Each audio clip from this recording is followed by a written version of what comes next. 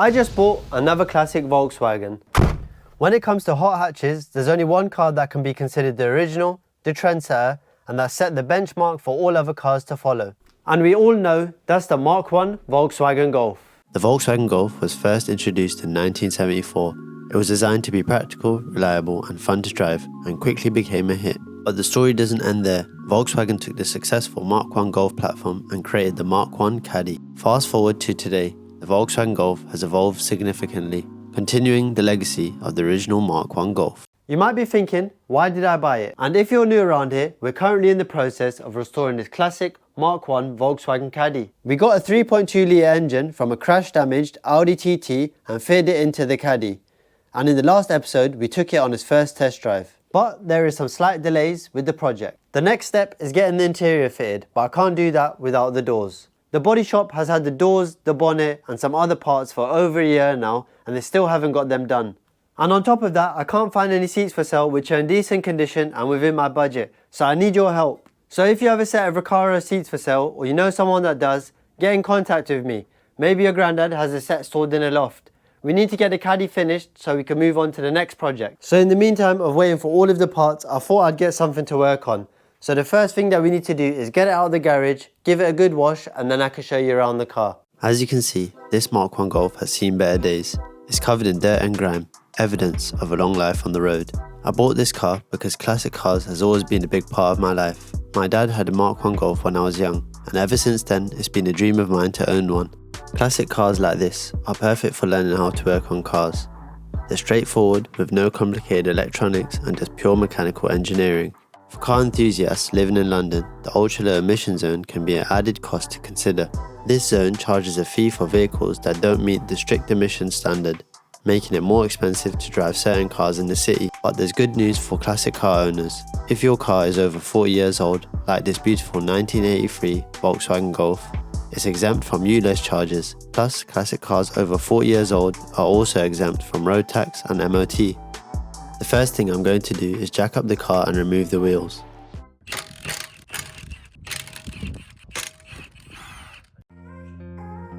I'm pressure washing underneath the wheel arches to remove the built up dirt. It's always good practice to do this regularly, as the mud can build up and cause the arches to rust by holding water. Next, I spray some degreaser on and scrub to remove the stubborn dirt. I repeated this process on all four corners of the car. It's a good idea to do this as it will stop dirt from falling into your face if you have to do any maintenance under the car. Now onto the paintwork. Starting with the initial rinse down, sit back and enjoy some satisfying clips of the dirt getting blasted away.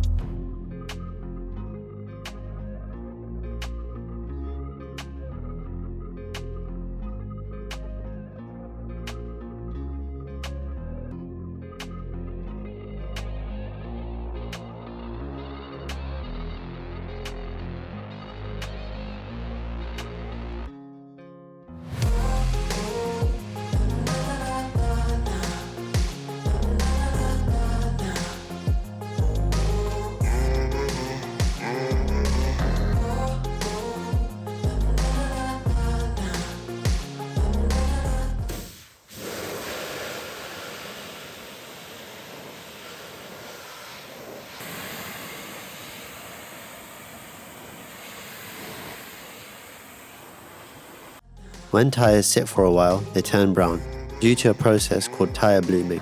This happens because chemicals in the rubber compound escape. It's a natural process that helps protect the tyres from premature drying and cracking due to oxidization. However, it can be prevented by thoroughly cleaning and protecting the tyres. To remove the browning from the tyres, I used a degreaser and some wheel cleaner. A lot of scrubbing and some rinsing got rid of it and left them clean. I went over all of the rubber seals with a brush to remove the green moss that didn't come off with the jet wash.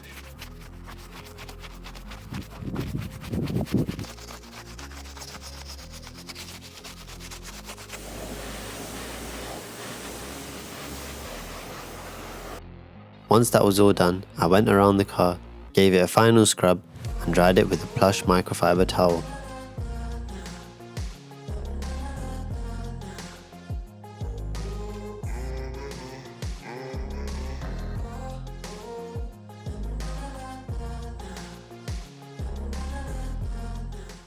So the car's in the garage now and it's looking a hell of a lot cleaner. so let me quickly show you around it. The paintwork's in fairly good condition, but there are a few spots where the lacquer is peeling, like this wing over here. I think that could have been if there was a cover put over it, it's worn away the paint on the wing, and I think it's like that on the other side. That's something that we can sort out later down the line. So let's move on to the interior. Sitting inside here just gives you the proper classic car feel. The interior is in quite good condition, but both the driver's side and the passenger side seat are both ripped, so that's something that I can consider replacing. Other than that, I need to get a radio. The mileage on the car is only on 54,000 and it's only had one previous owner, which is quite rare to find. I really hate to do this to you guys, but comment down below how much you think I paid for the car. Now, let's get to the business end. So it has a 1.3 carb engine, but as you can see the engine bay doesn't look the best, so it could do with a quick tidy up. So what is the plans for the car? At the moment, this isn't a main project. I just want to give it a quick overhaul and tidy up so I can drive it around while the weather's nice. Before we do any maintenance on the car, I want to machine polish the paintwork to see if I can brighten it up a bit. Machine polishing has several benefits. It removes minor scratches, oxidization, and other imperfections from the paintwork, leaving the surface smooth and shiny. Here you can see the before and after shot. You can really tell the difference by looking at the reflection of the light. Machine polishing works by using a compound along with a soft pad to gently remove a very thin layer of clear coat from the paint. This process eliminates surface defects and brings out a deep, glossy finish. The reason the paintwork looks so shiny afterwards is that it's smoothing out the surface to let it reflect light more evenly. This creates that mirror-like shine. For the larger areas, I'm using a Rupes DA polisher with a soft pad and polishing compound.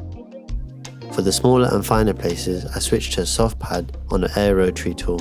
This ensures every part of the car gets the attention it needs. Machine polishing is also a great way to increase the value of a car. A polished, shiny exterior makes the car look so much better and can significantly boost its appeal when selling. Now I understand why professional detailers charge so much. This work is long and tiring, requiring patience and precision, but the results are definitely worth it. To maintain the effectiveness of the pad, I use compressed air to remove the old polish.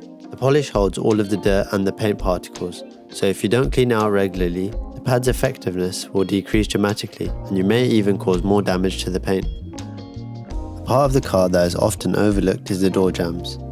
I use a small pad to bring back the shine to the door jambs, as they are often scratched by people getting in and out of the car. After all of that hard work, the car looks incredible. The paint is smooth and shiny. It has a deep gloss that really brings out its character. I'm so glad all of that polishing is out of the way now, and look how shiny the paintwork is. It's actually transformed the car. There are a few bits that need respraying. Like I said, this front wing, the lacquer is coming off, and also over here and here. But the car is over 40 years old, so these kind of things are expected. Now we've got the cleaning side out of the way, we can start working on the engine. The main thing that I want to do is get the engine running smoothly. And Heritage Parts Centre has sent over some things to help us out with that. Heritage Parts Centre is your go-to place for classic VW and Porsche parts. From top-notch quality to expert advice, the best thing is they're enthusiasts just like us. So they've given you a special discount code to use. At the checkout, use code ZAX GAR10 for 10% off your order. Now, let's get back to the engine. The first thing to do is unclip the cover for the air intake and then remove the filter and the two nuts holding the whole thing in place. There are two lines on the rear of the filter housing. I removed them and then the filter housing is free to come out. Once that was done, I could pop off the spark plug leads. Using the spark plug socket, I loosened the 4 spark plugs and got them out of the engine. The old spark plugs are really black and covered in carbon. This usually happens when the engine is running too rich, meaning there's too much fuel and not enough air in the combustion mixture. It can also be a sign of incomplete combustion. These carbon deposits can lead to poor engine performance, reduce fuel efficiency, and increase emissions. Replacing the old spark plugs with new ones will help the engine run more smoothly and efficiently, improving the overall performance. The next thing to be replaced is the fuel filter. I thought it'd be cool to cut open the old one to show you what the filter is actually catching. As you can see, there are loads of rust specks inside of the filter. This rust is coming from the fuel tank. Over time, rust can accumulate in the tank and get carried through the fuel system. The fuel filter catches these particles, preventing them from reaching inside of the engine and causing damage. Now I could install the new fuel filter, making sure to follow the direction indicated by the arrow. Check out the old filter. It's clogged with dust, dirt and debris, making it difficult for air to pass through. This restricts the airflow to the engine. Now compare that to the new air filter. It's bright, clean and ready to do its job. After inspecting the old and new filters, it's time to reinstall the airbox. I carefully place everything back into position, ensuring it all sits in place. Now it's time to tackle the oil change. Since I don't know when it was last changed, it's essential to get some fresh oil in there. Using the oil filter tool, I loosen the old oil filter. Before installing the new filter, it's a good idea to apply some new oil to the seal. This ensures it makes a good seal to the surface. Carefully, I reinstall the new filter, making sure not to over tighten it by hand. Once that's done, I tighten up the sump nut to prevent any leaks. Finally, it's time to fill up the oil back to the correct level. So that's all of the engine servicing bits done now. There are a few bits in the engine bay that are letting it down. All of these parts are rusting, so I'm going to get them off and give them a coat of paint. Hopefully that will freshen up the engine bay. To remove the fan shroud, the first step is to disconnect the plug from the fan. With that out of the way, I could then undo the 4 10mm bolts holding the shroud to the radiator. Once the bolts are removed, I lift the shroud out of the car. Next, I remove the 3 nuts holding the fan into place. Using a wire wheel, I remove all of the surface rust from the shroud and the timing cover. With everything cleaned up, I spray the shroud and timing cover with some matte black high temperature paint.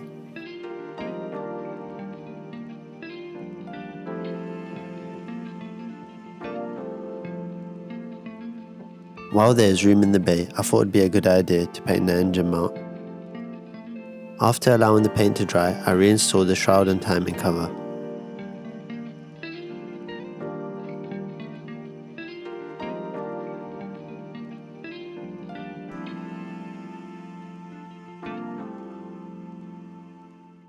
So that's everything painted in the engine bay now. I've got the valve cover, the timing belt cover, the exhaust heat shield and the radiator shroud all painted up. And I think it's absolutely transformed the engine bay.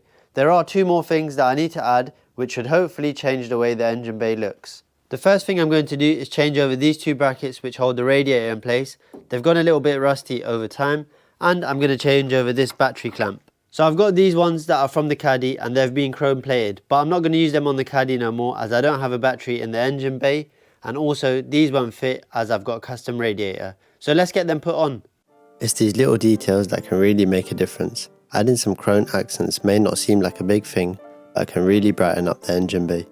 Once the radiator brackets were installed, I could then put the battery in and get the bracket into place. With just a little attention, this engine bay is looking sharp again. A touch of matte black and silver paint, along with some small chrome details, and it's transformed. The best part, it's all done in just an afternoon. So that's it, all of the engine bits are done and I think it's freshened it up. The car has been brought back to life and will hopefully live on another 40 years. But I hope you didn't think we wouldn't do any mods to it. That just wouldn't be right. I've got a new set of coilovers and brake pads. I'm going to reuse the discs that I put on the Caddy.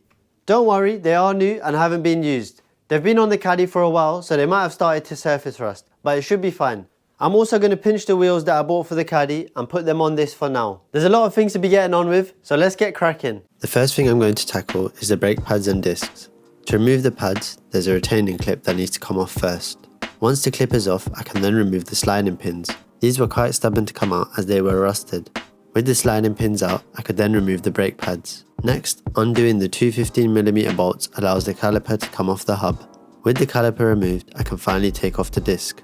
With the caliper off, I thought it'd be a good idea to clean it up. You know, the Golf only has 60 horsepower, but if I paint the calipers, I might just add that extra 5 horsepower.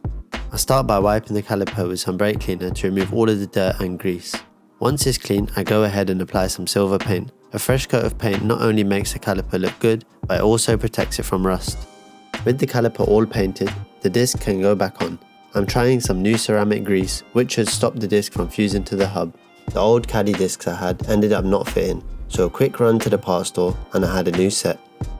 Once the disc is in place, I bolted the caliper back up. Next, on go the fresh brake pads. Then I tap the retaining pins back in and secure the clip. Changing brake pads and discs is crucial for maintaining safe braking performance. Over time, brake pads wear down and discs can become warped or corroded, leading to decreased stopping power and potential safety hazards. It also prevents costly damage to other brake components. It's a small investment for big safety returns. It's time to fit the adjustable coilovers. I've been sent these by a company called Max Speed Rods, and I want to thank them for providing the coilovers for me to use. While they may not be the highest performance, they are a practical and affordable option. I'll also include a link in the description if anybody wants to check them out. Once the old shock was out, I could then get the new coilover in and tighten up the two 17mm bolts that hold it to the hub. I repeated the same step for the other side, ensuring all of the bolts are placed correctly. Now onto the rear. There's a rubber cap covering the top mount bolt. After removing it, I undo the 17mm bolt, and then I go underneath the car and remove the other bolt holding it into place by tapping it out with a hammer and screwdriver. With the old shock and spring removed, I place the new fresh coilover in its spot. After that, it's just a case of reinstalling all of the rubbers and tightening up the bolts.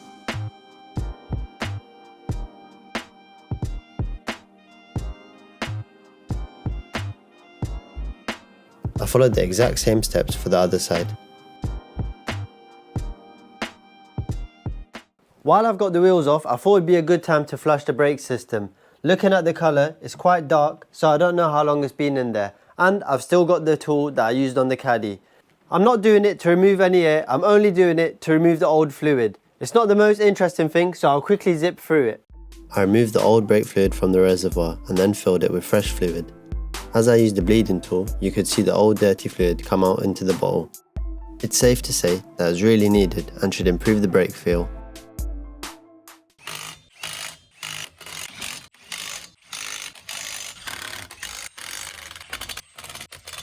We've given attention to the exterior, the engine, and done a couple mods, but there are a couple things that we need to do inside of the car. The first thing is the air vent is missing from the driver's side. I've got a new one and it should just clip in like this.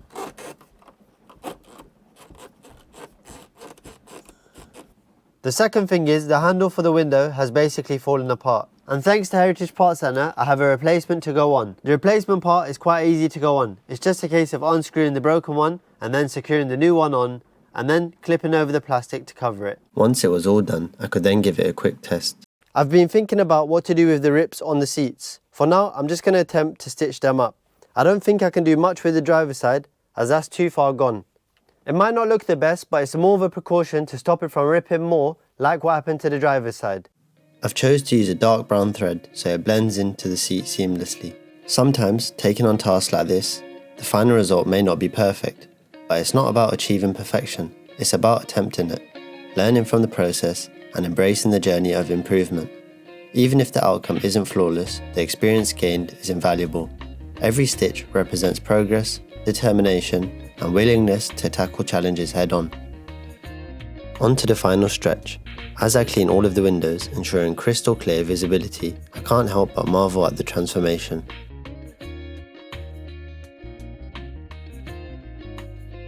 Next up, fitting a few wipers, because, let's face it, even though it's meant to be warm in the UK, it's always raining. Ah, the joys of British weather, but hey, at least we'll be prepared.